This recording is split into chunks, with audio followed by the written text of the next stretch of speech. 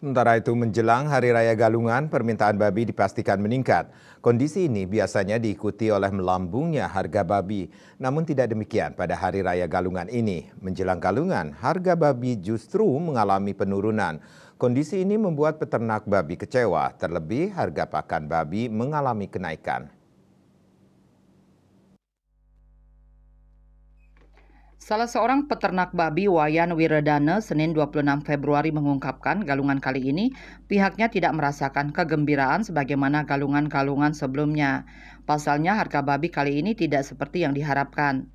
Terutama pada saat galungan ini. Sebelumnya harga babi hidup sempat di atas Rp40.000 per kilogram. Namun menjelang galungan harganya justru turun.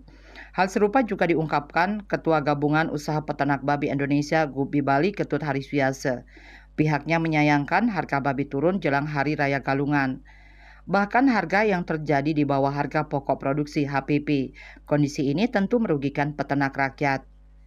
Dikatakan saat ini harga jual babi hidup hanya Rp35.000 hingga Rp36.000 per kilogram. Sementara untuk HPP mencapai Rp40.000 per kilogram. Turunnya harga dikarenakan beberapa faktor. Pertama, peternak sempat menahan ternaknya tidak dijual untuk menunggu momen galungan.